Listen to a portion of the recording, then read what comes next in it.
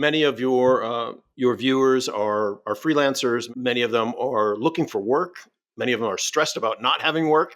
I would suggest that maybe they take the word freelancer out of their vocabulary and replace it with entrepreneur, because that is automatically going to set them into a mindset of growth. Freelancer has kind of a negative sometimes connotation to it.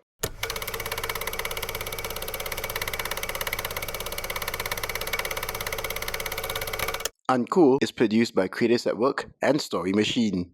Like this show? Then rate it 5 stars and subscribe to us on YouTube, Spotify, or wherever you get your podcasts. UNCOOL is a podcast produced, written, and hosted by Sean Lee Win Chong and co-hosted by Yenling Lo, co-produced by Raven Lim, and edited by Ray Ng. UNCOOL. It's cool to be uncool. Okay, so this is season 5 of the UNCOOL podcast, the How to Talk to People edition, where we explore communication and how do we initiate projects in the modern life that we live in today. So basically, we are talking to people about how to talk to people. And I recently, I read this article, and it seems to suggest that if you compare what it was like pre-pandemic and now, researchers in that study found that there's a significant decline in extroversion, agreeableness, and conscientiousness. So the question that I have is, what happened to us, right, between what it was like pre-pandemic and now? When all these things happen, does it mean that talking to people then became a lot harder and became less cool? Well, that brings us to our guest for the day, Glenn Van Zutphen. He's a career international journalist, he's a trainer, and if you want to deliver confident and memorable communication, he's the man to train you to do that. He's trained thousands to do that, in fact. You know, the C-suite. So if you find talking uncool, no problem. That's what we are here for with Glenn today. So welcome, Glenn. Yen Ling, thank you. It's great to be with you and Sean and all your millions of wonderful fans out in cyberspace. 10 million, I heard, was the last count on the number of hits you get. So I think that's just fantastic. Interesting, Sean, you mentioned that study. It makes sense in that people were locked down for several years in many countries. That they're kind of getting used to getting back out into the world again and re-engaging with people. We have seen now that the conferences are coming back to Singapore and other major cities around the world, that people are kind of finding their way, getting their sea legs, getting their communication legs again after being on the tiny screen for so many years. So I do see that. I do also see that a lot of people were really comfortable being at home, hiding behind their Zoom persona, whatever that was, or their Teams persona, or WebEx. And so I think that while that may have been happening over the past few years, I think we're quickly coming back to where we will have been pre-pandemic in terms of how people communicate and their ability to get out and get their messages out. You do this every day, talking to people. How did you get so good at it? I love communication. I love good communication.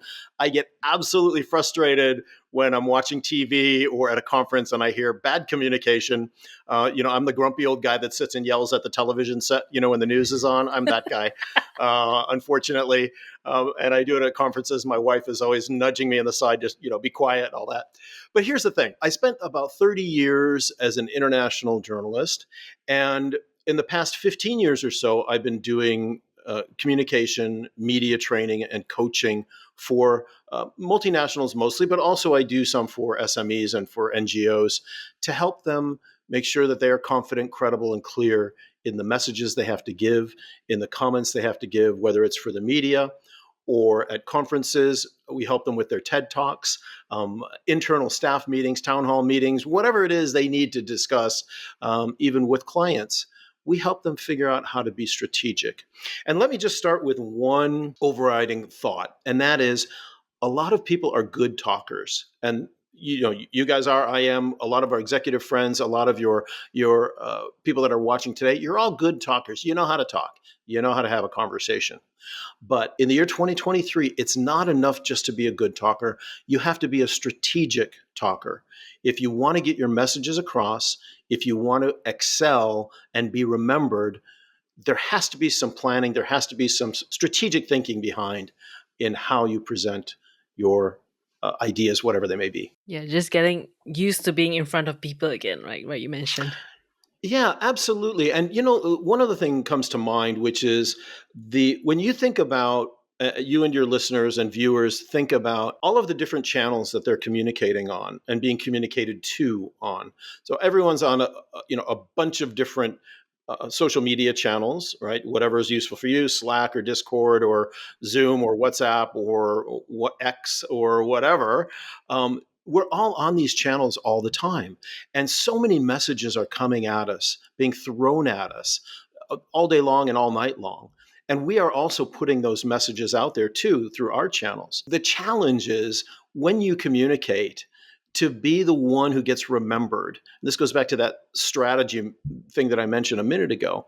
But also, how can you be concise? How can you really get the point across that people are going to remember and are going to remember above somebody else who's competing against you as well? Do you think that after all that's happened, and all that we've been through in the years leading up to the pandemic and then the pandemic itself, that people are just a lot more sensitive now? Because we're not really communicating in person, right? We are going through, let's say, over Facebook or something like this, and people write comments on the Facebook page and on your wall, and then everyone gets so sensitive about it and goes like, and starts to, accuse you of being woke or whatever it is.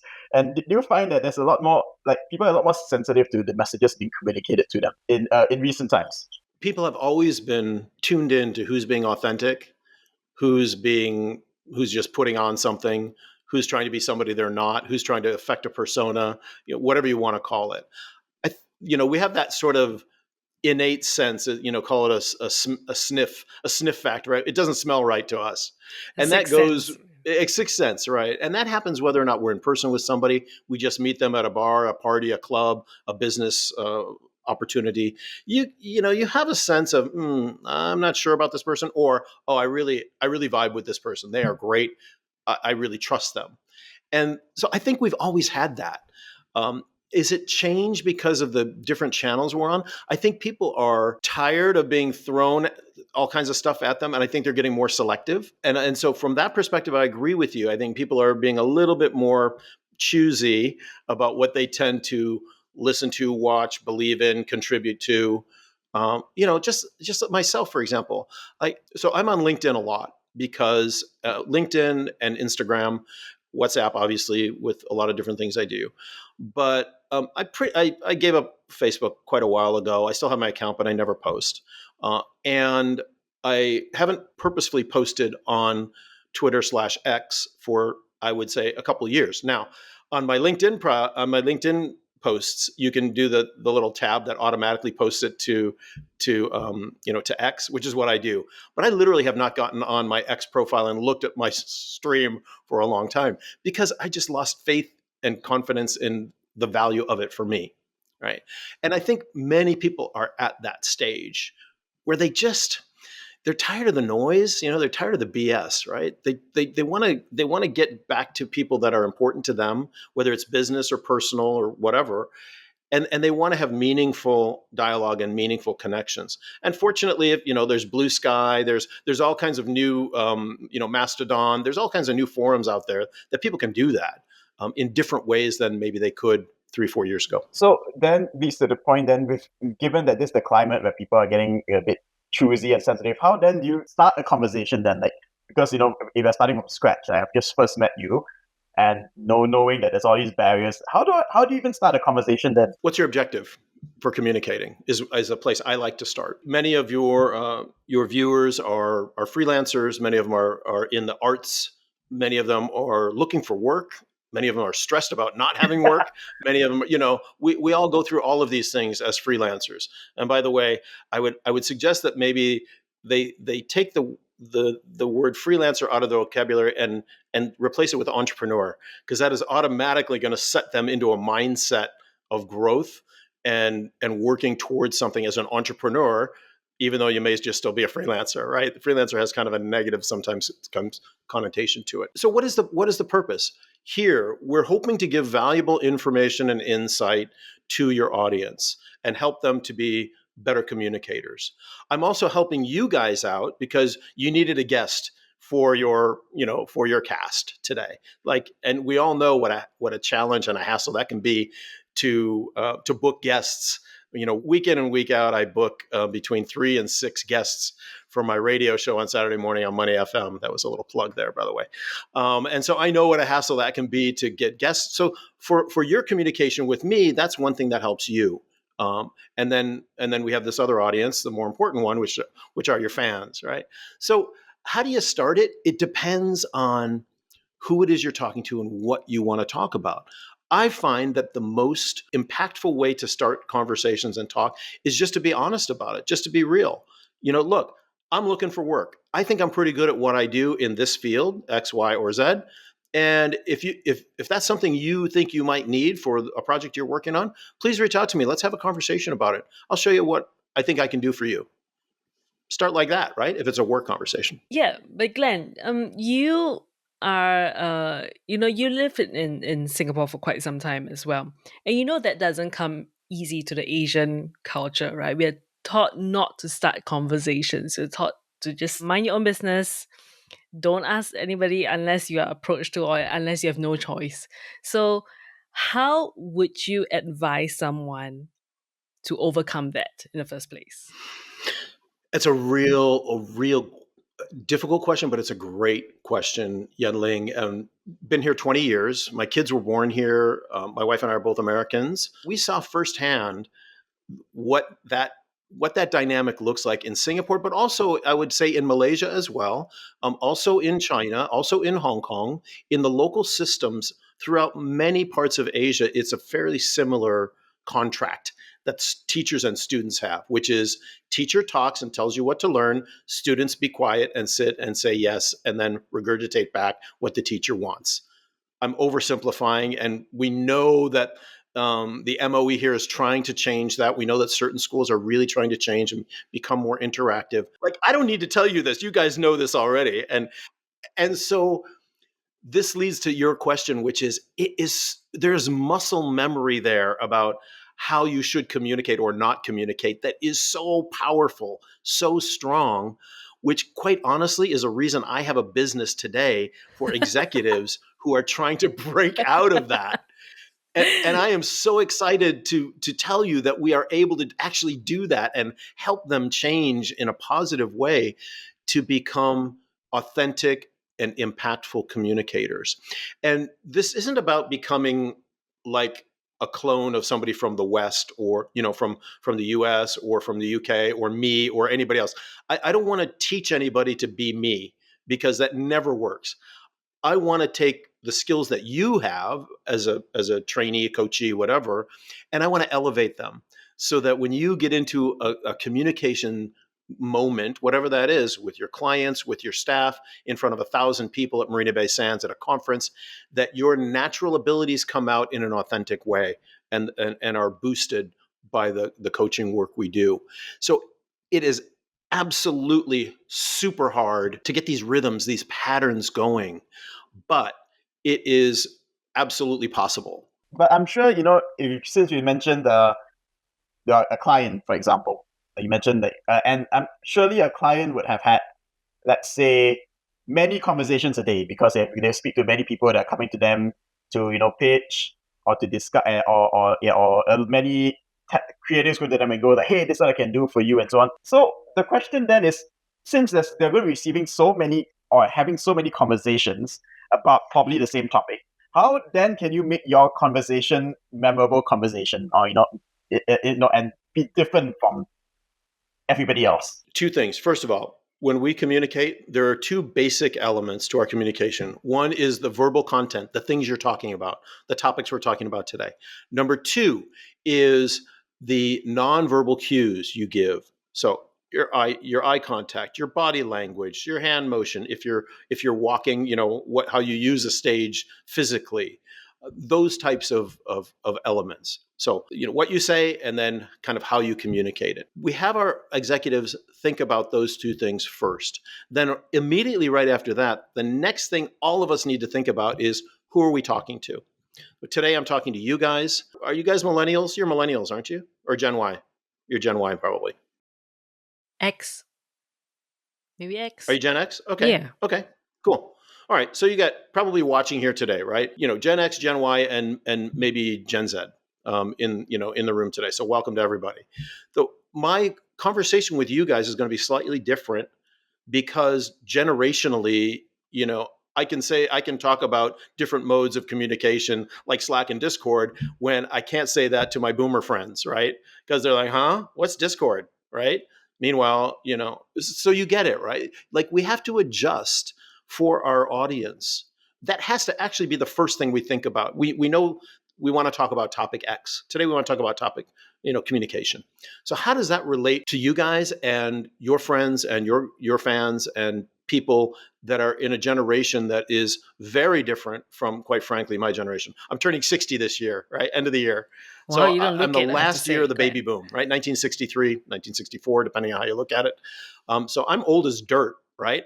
But every day I have to think about who I'm speaking with, who I'm speaking to, who I'm dialoguing with, and I have to adjust.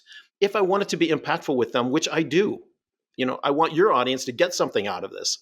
So I've got to adjust. It's on me. It's not on the audience. So we talked about this body language and the way that you communicate it. But another thing that I also noticed, right, especially for you, Glenn, you're on the radio most days, right? And as with a lot of DJs, you guys seem to be able to talk about anything and everything that's thrown at you. You guys can pick it up and carry on a conversation and confidently as well, credibly. So how do you do that as well? Yeah, because no one, Yeah, go no ahead, one can Sean. know everything, right? So how do you do? Oh, want to bet? Want you saying I can't know everything? Wait a minute. I'm out of here. Look, first of all, if you live long enough, you can talk about just about anything. Okay, so I'll just say that. As a journalist, my co-host is Neil Humphreys. That many of you may know Neil. He's written 30 books. He's spoken at thousands of schools in Singapore over the last 25 years. He's a great guy. We get along really well. We've been around long enough that we have collected bits and pieces of information, just like your audience can collect bits and pieces of information about what they do, how they do it. Are they a lighting tech? Are they a producer? Are they an actor, actress, musician? What is it what turns them on? And because every job they work on, they learn something new, they become subject matter experts over time. And no one's that way when you're a fresh grad, but you certainly get that way after 10, 15, 20, 30 years of doing something. Right. So that's why we can do it, because we have that comfort. We have that comfort level of, first of all, knowing ourselves. We've been around for a while, but also knowing a lot about a lot of different things that, we could literally fill my 3-hour show on Saturday morning, 9 to 12. We could fill the whole 3 hours without any guests at all. I mean, Neil and I could just talk. So on that note, then you talked about what would be adjusting audience and so on to make yourself connect, I guess, and be memorable. Let's turn it to the flip side. What is the thing that we must never, ever, ever do, and because that will be remembered for the wrong things? Yeah, don't be boring. Taking notes. Don't be irrelevant. Don't be irrelevant. To if your podcast, which generally, as I understand it from you, talks to entrepreneurs and freelancers who are in the arts and entertainment field, more or less. We certainly hope that more people will join outside of that. But if we were to suddenly just start to talk about, hardcore banking and bonds and this and that and whatever, like, click, everybody would, turn off, they should. Right? I would as well. They have been promised, right? Probably I would too. They have been promised something, right? Which is, you are going to, hopefully, every time you have people on, you're going to give them some information that's going to be interesting, useful, thought-provoking for who they are. And that's a super important thing. So I don't like to talk about what shouldn't you do. I like to talk to people more about what they should do. And that is, clear and concise messages, know your audience, think about in advance, if you've got a meeting to go into or a conversation to have, how you want to frame that for the audience that's sitting across from you. Let me add one more thing. I'm going to ask the question to you guys. We'll make it fun. What do you think is the biggest challenge that every executive has that I speak to in terms of being a good communicator? What do you, just throw out anything that comes to your mind. What do you think? Yanling, what do you think? I think it's just the fear of speaking and the fear of opening your mouth, standing in front of people and putting yourself out there. I heard once before, the biggest fear over even dying is the fear of Yeah, yeah, embarrassment. And yeah. I That feel that gets still quoted a lot. resonates. Yeah. Yeah. Okay. Okay. Sean, what do you think? I Biggest. think it's the idea that I have to get something out of this conversation because the whole idea that we are coming in like, okay, for example, I'm going for a pitch. I want to win the job because that means I got some income coming in for my business and revenue and so on, right? And so there's this idea that when I have this conversation, there's an objective, and there has to be an upside up to it, or else like what's the point? Let me simplify this for you and for everybody in the audience today. Over 16 years of coaching, doing this kind of coaching, I will tell you the biggest challenge that every executive, communicator, freelancer, entrepreneur, whatever has, generally speaking, when you are going to give a presentation, is that you know too much. You know too much about your company, your topic, your industry, whatever it is. Okay, now, question to you guys. Sean, why would that be a problem? Why would knowing too much when you go to give a presentation be a problem? Well, two things that come to mind. One is you're probably caught in your head because you're imagining that certain things are happening and moving in a certain way to achieve those objectives. And second thing, I guess, is that it's you make a lot of assumptions, right? That these guys on the other side know what you're talking about when probably they won't. Okay. Yeah, it's Yan Ling, true. how about you? Well, you mentioned concise, and once I think you get too wrapped up in it, you're no longer concise. You're going into, you're bringing in vernacular that people wouldn't understand, or you're just rambling on and on. That could be the case. Yeah. Yeah. Good. I love both sets of answers. One is, Sean, you're thinking about more from the individual communicator standpoint. Yenling, you're thinking about more from the audience standpoint. So let's take the audience standpoint. If you talk too much and are not clear and concise, in my opinion, several bad things can happen. One, people get bored. Two, people get confused. Your audience get confused. They get restless. They get turned off. They tune out. And going back to our ministerial, our governmental friends, not just in Singapore but around the world, how many times do these guys ramble on? Politicians everywhere, and there's in these speeches that are super boring, and you just tune them out, right? Because they all sound the same after a while. Yeah, they So do. that is the challenge, because for every communication opportunity, generally speaking, 100%. I know 100% about the topic of impactful communication. I've been doing it a long time. I know. I'm confident in that. I know a lot. But for your audience, they only need to hear probably 20%, 15%, 10%, 25%. I don't know what the exact amount is, but it certainly is not 100% of what I know. Because if I told you 100% of what I know, like seriously, not only would your audience be turning off, you'd be turning off too. You'd be like, "Oh, time to go, gotta run." So everybody is the same way, though. When your audience is in a communication moment, if they are pitching themselves, or if they are giving instructions to crew members or cast members or whatever, give them what they need, but don't give them any more, because a lot of times it's too much and people get overloaded and they can't remember or they tune out. I feel there's this need to just keep talking and keep saying as much as possible to show that you're very knowledgeable about it. But maybe like less is more in this case. And Sean mentioned something just now, which was about when you communicate, you feel like there's a pressure. Some people feel like there's a pressure on themselves to get something out of a conversation. Do you find yourself falling into that most times whenever you approach even just casual conversation? Does it happen to you, Glenn? When we communicate, we should have a thought in our mind about what we would like the outcome to be. So before I get up and communicate, before I coach, I always set an intention. And that sounds like a very, like hippie thing to do, right? Like I set an intention for what I want that communication to be. Like today, I want to connect with your audience. I want to give them really good information. And even if they only walk away with one or two tips or things that can help them to be a better communicator, I will have succeeded. That's what I want to do. That's what I want to do today. When I'm with my clients, I set similar intentions based on who my clients are.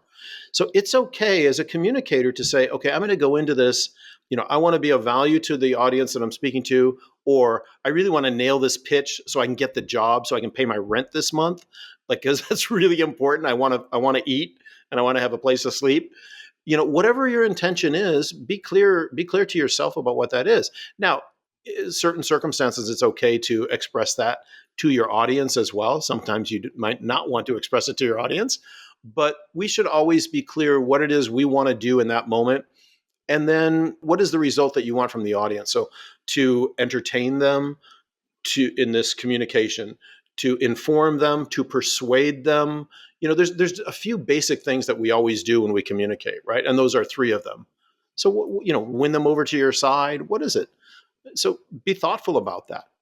Don't just go into important pitches, meetings, conferences, whatever, with no idea of what you're doing and why you're doing it. Like that's what most people do, and it doesn't really work out. It leads to an unmemorable presentation. Be memorable. But do you find yourself doing that as well to, like, say, your usual, just your friends? I will take a little bit of time to think about, okay, what do we need to talk about? How should we be discussing this? How should we frame this conversation? Because a lot of times there's emotion involved in our discussions. A lot of times if you're asking somebody to do something they don't want to do, there's pushback. So, we do need to be thoughtful sometimes, even if it's a discussion with a loved one, a partner, or whatever. When it truly matters to make a statement about something, we have to put more intention, more thought, more planning behind it, more strategy. And, typically that is in the business environment, but not always, right? Not always. Let me also say the other thing too. I had coffee yesterday with an up and coming actress and singer here in Singapore. I will not give you her name. She is amazing. She is somebody that people know and people watch. And she contacted me. She goes, I want to learn more about how to be a good communicator. So we talked about several things. The upshot of the conversation is, like many talented people in Singapore, she's trying to do several things. She's trying to be a musician. She's trying to be, a singer and a performance musician. She's an actress, and she wants to be an MC. She wants to host events. She wants to do all these things. And if you look at her Insta, she's all over the place, right? Her stuff is everywhere. Like, she's doing this, she's moderating that, she's, a brand ambassador. She's doing a million different things. And she said, I just don't feel like I'm not communicating well. And I said, well, you're communicating about a lot of different things that are not necessarily the same. So my suggestion is, focus on who you really want to be. Do you really want to be a singer, or do you really want to be an actress? Focus on that, and then bring in the other stuff on the side, on the periphery of what you do, because it's all complementary in some way, and do that so that people know you as the singer or people know you as the actress, but you're not trying to be known as everything else at the same time. And from a communication standpoint, that's easier to communicate. If people know of me as a communication coach, a communication whatever, that's easier than 7 other things that I really like to do. But those other 7 things come to me because of my communication coaching that I do. It's like yourself as a brand, in a sense. Those are exactly the words I would use. Yes. What is your brand? And I have to add that for those of your audience who are watching today, they're probably, if they're in that freelance mode, and I've been there, believe me, we struggle, we scramble, we hustle, we do whatever we need to do. Some days I'm working on this kind of project, another day I'm doing that kind of project, and I get it, right? That's really important because, like I say, at the end of the day, you got to pay bills or whatever it is you need to do with money. But at the same time, it's really important to have that core understanding or brand of who you are and what you do, so that it's not confusing to the rest of the world. Because if you're 6 different things, the messaging to the outside world can be very confusing, and people don't know where to land on you, right? Yeah. Like, what are you doing? Who are you? That's an interesting point. And so doing so many things, you end up doing nothing at all. And people don't know you for anything in particular. So do you find that this problem is unique to freelancers and entrepreneurs or business owners? Because we're always trying to hustle, right? We're always trying to be everywhere at once, as compared to maybe some of your clients who are very focused in their career. They just want to be better. I'm just curious, is this a unique problem? It's different. It's a different problem. Let me tell you why. There are many executives I work with. We work on their executive presence and their thought leadership, because they may be the CEO of a company that does one thing, but they're having a hard time branding themselves. How do they show up on their, on what they post on LinkedIn, for example, in the business context?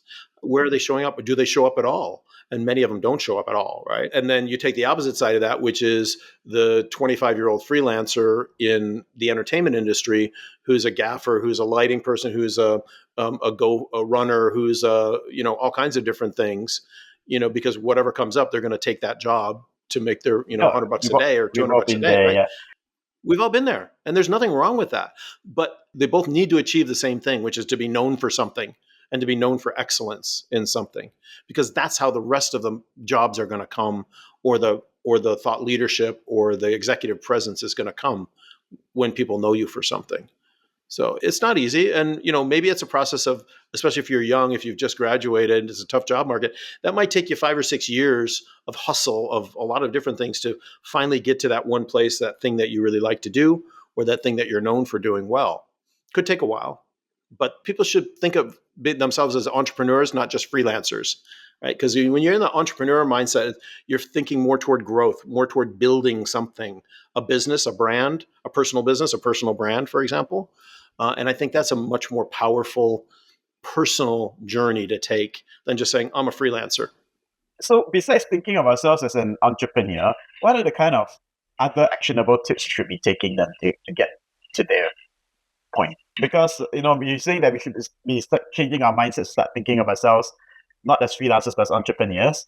So how do we what are the kind of tips that you might share to people to arrive, to change that mindset? Networking is one, right? Networking in environments where there are people that can make you better, where there are people that can lift you up. So you show up to places where people have a similar mindset, or who are trying to achieve similar things, or need people like you, and start building that ecosystem of people in your life that can help you get better and that can help propel you upward. Is there a mentor you can attach yourself, someone older that's happy to be a mentor to you about whatever it is you do. So, there are different things like that help us to engage and help us to become better at what we do. In a sense, I'm also thinking, when we are put in those environments, I'm a freelancer going to this network who has probably been around for a while, or I'm a freelancer, in that sense, to use that word again, going into this company, let's say, that to do a project, and these guys have been, they know each other for a very long time, and you are like the new element that's in there. So sometimes I find that where the challenge then is, how should I behave, or where should I place myself? Because am I going to go in there and then viewed as too enthusiastic and therefore, like a pest or a nuisance? Am I going there, try my best to be very helpful, but it's viewed a different way, like this guy is being disruptive? So how should we actually view this situation? How should we conduct ourselves? Some of those social skills can be challenging, right? To know like where you level. And some of that, to be honest with you, comes with just years of experience doing it. How excited should you be going into X moment, right? And I would always recommend what I've often said in this podcast already, which is figure out first what the audience wants from you. So if you go into an office situation, if you go into an entertainment situation where they're producing a film or whatever, you would know who the top person is that's in charge of what you're doing, and make sure you spend some time with them and say, hey, I'm doing it this way. Is that how you'd like it done? Or would you like it done a different way? And let me know what that is. So show that willingness to be open to ideas, show the willingness for growth. And most important, again, going back to school days, please the teacher, right? We all have some teacher we need to please. In my case, it's my executives who are paying me to coach them. Now, I'm going to please them, but I'm also going to make sure that they understand where I'm coming from and what I think is a good approach for great communication. So I'm not giving up on that, but I'm just saying there are certain times when you need to adjust and be flexible. And that has not traditionally been a skill set. I'll be honest with you. It's like, to use a cliche, when you're in Rome, do as the Romans do. Yeah. In a sense. Yeah. I always laugh with my friends. I mean, I am never happier than when I have a microphone and 500 people in front of me. Like, I love that. I feed off that energy, right? And not everybody does. Some people actually hate that. That turns them off. They get energized by being in a conversation with one person, or they get energized by sitting and writing quietly and really thinking, having great think time. And everybody's good at their own way of doing it, right? And I can't tell them how to do it differently. Nobody should, but we can all take those skills that we have and we can upgrade them. We can make them better. Whatever it is we do, we can make ourselves better at doing that. So how do you boost your confidence then, in public speaking, since you are very comfortable doing 500 people talks? Practice is the main thing, and putting yourself out there. Get into speaking organizations. They have things that you can do, lunchtime talks. You can do this, you can do that. Maybe you can give a talk about what you do to your church organization if you go to a church somewhere, or a friends group, or even a perspective at an industry type gathering. Hey, I'm 26 years old. I don't know much, but this is what I've learned so far about this industry, coming in as somebody who's from a different generation than most everybody else in this organization. I'd love to share with you what I've learned. Put your own thought leadership, put your own stamp on it. By the way, that can all be done online as well, as we know. You can do a TikTok, you can do an Insta, you can do a blog post, and you can get, or video, whatever, you can get those thoughts out there through that and start building up thought leadership and credibility by just telling people the world the way you see it. In the industry that you're in. And you don't have to be super experienced, because your own point of view is going to be great. Don't undervalue yourself. Even though you're in your mid-20s or late 20s and a student, everyone's going to be able to share something and show the rest of the world that they have a point of view. Get out there, take some baby steps. Start with a 30-second video on what it is you do and how you do it. And then every time something comes up and you can comment on it. If you're scared about speaking, go to Toastmasters. It's such a non-threat environment. You give a 5-minute talk or whatever on a topic that you want to give. It's easy. You get great feedback. It's a safe space. Just put yourself out there, because that's how you get better. You get better by doing it. Yeah, I love that you brought it up, because I've met quite a few younger freelancers as well.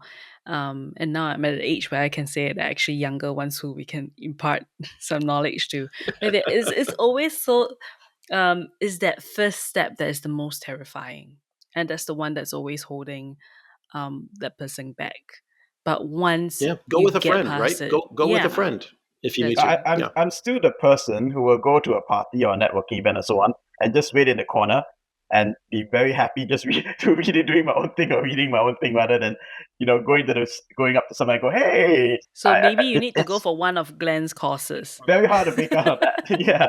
I went to go see my niece. My niece lives in the city of Chicago, right downtown. Amazing building right in the city center, up on the 27th floor. And we were coming home. We had just gone to the Bruce Springsteen concert in Chicago, which was amazing, right? 3 solid hours. And there were 6 of us, my kids, my family, and my brother, and my niece.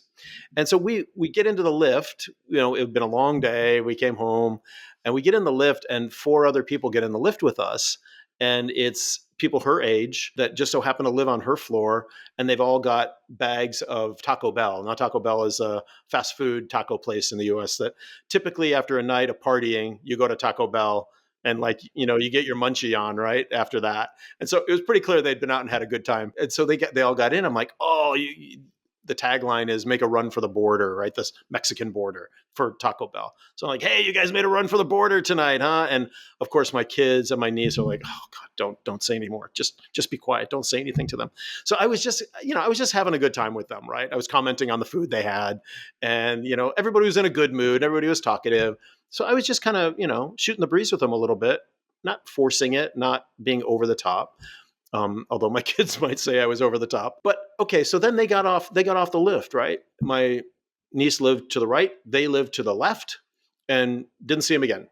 But now, the next time my niece gets in the lift, if one of those guys is in the lift, they automatically have a connection.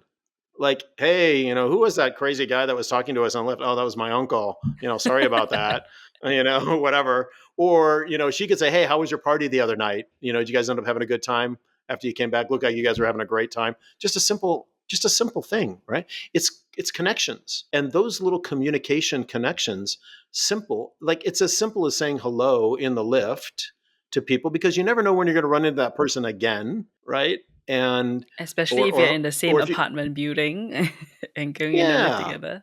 exactly. And so again, this isn't necessarily a skill that is real popular in Asia, but it's that simple. It's or holding the lift door open for somebody as they're trying to get in, the lady with the pram or the older person or even the younger person to make sure the doors don't close on them. Just hold it open. You don't even have to say anything. Hopefully they'll say thank you. You say, hey, no problem. How was your day? Have a good day. Big Yeah. weekend ahead. Whatever. You can always, a lot of people aren't comfortable breaking out into those things. But sometimes if you just take that one, it's that instant when your eyes meet with somebody in the lift. Like that's the moment you got to just say hi. Because if you don't say hi then everyone's eyes go someplace else. and then it's weird. Yeah. Right? Then it You keep becomes getting weird. that. You keep getting that here. I think in we get to a lift, especially if we live in like a apartment building, right? And I noticed a lot of people just want to go in there and press door close like really, really quickly. I don't want anyone else to come in. Please don't come in. Please don't come in. Singaporeans are so polite, aren't they? Yeah, it's like putting your turn indicator on in the car. See how far that gets you when you're trying to change lanes, right? Now that you mentioned it, like in that moment in the lift, I'm like, everyone just no. But look, sometimes it's just a hello or good afternoon or good evening or hey, having a good weekend? Yeah. Hey, got a big weekend coming up? That's it. It doesn't have to be anything like, monumental. And somebody that'll either start a conversation or they won't want to talk at all. In that case, that's fine too. You just go your own way, right? Yeah, I think it's basic human instinct that we all want to connect with each other. It's just that it's been so ingrained in us to not try and reach out to the other person. We might be imposing on the other person. That's a very Asian thing, by the way. We might be imposing just by saying hi. But I think once that connection has been made, then like you mentioned, it can go anywhere, and I think it would come naturally at a certain point. Sometimes just a word or two starts that conversation. That's all it takes. And not to be too stereotypical, because there are plenty of places in the US where people don't talk to each other as well. Plenty of places, believe me. But generally speaking, if you say something, people will respond to you. I find life more interesting that way, right? Like I find connecting with people to be interesting and fun. Like I think it's cool. So that's just me, though. If other people don't find that's cool and interesting, that's cool. That's fine. They don't have to. But I will also say, too, that if you have that mindset toward your business life, toward your reaching out for, getting work and being useful in the work environment that you're in, if you have a little bit more of that mindset, if you can push yourself toward a little bit more of that mindset, even if it's not comfortable for you, it pays really, really big dividends over time. We asked everybody this question in the show, then, which is, when were you most uncool? This is a story I have not told very often. So you guys are hearing it. Yes. Probably one of the first groups in Singapore to hear this story. Certainly on YouTube. Okay. So back in the 90s, late 80s, early 90s, I lived in Tokyo for about 5-6 years. And I was a journalist. But like many of your audience, I did a lot of other things. I did voiceovers. I hosted stuff. I did radio and TV. I did a lot of different things. So I was feeling really smug. I'll be honest with you. I was feeling really smug about myself and how cool I was because I was doing all these cool things. And it was a lot of fun and a lot of interesting stuff that I was doing. And so I was really wearing my privilege on my sleeve. This one particular day I was getting in the train and the trains are quite crowded in Tokyo. And I was feeling very high on myself and, very smug about, what some cool stuff I was doing or whatever. And these people kept looking at me, the ones I was standing, and the people that were sitting down kept looking at me. And I thought, oh, of course they're looking at me. I'm doing all this cool stuff. I'm like this awesome gaijin, gaijin like Angmo, right? I'm this great gaijin in Tokyo, and I'm young and I'm hip. Whoa, whoa, whoa. So I'm feeling really good about myself. And then I had set my bag down like about halfway through the trip, like it was getting heavy. And I set my bag down. As I looked down, I noticed my zipper was open. My fly was open. Oh no. So that's why they were all looking at me, probably thinking, this guy is a real idiot. They were probably all thinking that in unison. What a dope this guy is. He comes to this country, he walks around with his zipper open, blah, blah, blah, on the train. eye level. Yeah. So Eye level. if that doesn't win an uncool moment, Sean, I don't know what does. Sad to I'm say, I afraid- think that has happened to me as well before. Just when you think you got it all figured out, let me Yeah. tell you, somebody will smack you upside the head and make you realize you don't. So it was a very humbling moment, a very humbling moment. And I did want to ask Glenn, how can people find you? You know, what are your handles? Where can we find you on LinkedIn? Yeah, most all of my handles are pretty easy because they're some version of Glenn Van Zutphen. So either Glenn at Glenn Van Zutphen all the way, or Glenn_Van_Zutphen, or some version of that. There aren't too many of us out there. Globally, I think there are 3 or 4 Glenn Van Zutphens, but the rest of them are overseas somewhere. So I'm the only one in Singapore. I would love to have your audience connect with me on LinkedIn. That's where I do a lot of my stuff. LinkedIn and Instagram. I'll give you those handles so that they can connect. And also, listen to my show on Saturday morning, 9 to 12. You can, of course, old school radio, but also there's this audio app, AWEDEO audio, which is the SPH radio app. That's free on iStore and Apple Store and Samsung, Google Play. That's what we do every week, and we have a variety of guests, like everything from from actors and actresses all the way to business people, food, sports, everything else in between. I get a YouTube channel. I post a lot of stuff there. Obviously Instagram. I used to have a TikTok channel, but I really haven't done much on it lately because my dance moves aren't as good anymore. But whatever. I'm not quite sure about that, Glenn. You don't want to see me dance. Trust me, you do not want to see me dance. Hey, you can go viral for unmemorable things like unmemorable dances or something. It will be memorable, Yeah. maybe very memorable. The guy who thought he could dance but can't. Yeah, I'll be that. That'll be mine. Like this show? Then rate it 5 stars and subscribe to us on YouTube, Spotify, or wherever you get your podcasts. Uncool is a podcast produced, written, and hosted by Sean Lee Win Chong and co-hosted by Yenling Lo, co-produced by Raven Lim, and edited by Ray Ng. Uncool. It's cool to be uncool. On the next episode of Uncool, have you ever feared whereby you've going into it and you just don't know what to talk about? No, never. I know I will always have enough to talk about, at least for an hour, unless the person is monosyllabic and very boring, in which case I clearly didn't do my research into that guest to know that he is not a good guest. It's all down to me. Did I do the homework before jumping on that call? Uncool. New episodes every Saturday.